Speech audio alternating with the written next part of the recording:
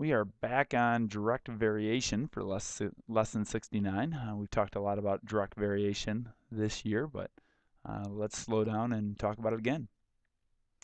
Okay, direct variation would need to fit this model, y equals k times x. In other words, where k is our constant of variation. Okay, so no matter what x is, it's always being multiplied by the same thing in order to get y. And when we graph a direct variation model, it always looks like this. It's a straight line that goes through the origin. Okay, Timmy drew some equilateral triangles and measured their side lengths and perimeters. She decided that the perimeter of an equilateral triangle varies directly with its side length. Write an equation for the relationship and identify the constant of proportionality. Okay, well, to find the constant of proportionality, all we have to do is take the two variables, p and s in this case, and divide them by one another. And really, it can be done in either order. But you can see that p divided by s, 6 divided by 2, or 9 divided by 3, or 12 divided by 4, or 21 divided by 7, no matter which one we do, it's always going to equal 3. So our constant of proportionality is 3, and we need that to be able to write our equation. Okay, now remember it fits the, it should be y equals k times x. So one variable equals the constant of variation times the other variable. In this case, our equation is p equals our constant of proportionality 3 times s. And that'll work for every single pair over here.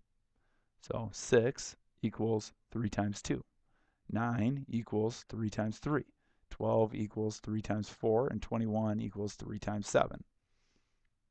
So now that we've got an equation written, I could give you the side length of an equilateral triangle, and you could give me its perimeter using this equation.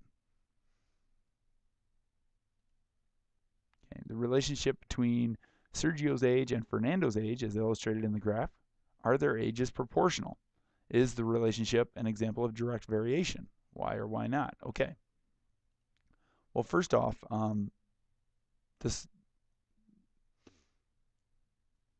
their ages are not proportional.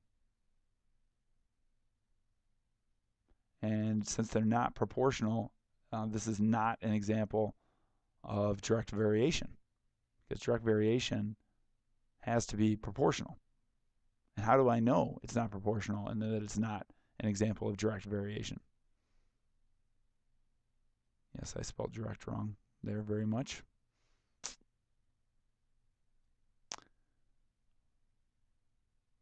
And I know that it's not a direct variation model and it's not proportional because the graph does not pass through the origin.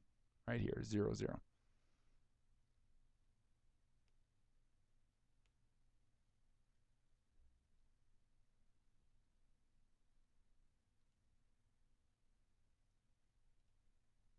The weight of water in a trough is directly proportional to the quantity of water in the trough. Okay, so they just told us that it's directly proportional, that it fits the model y equals kx.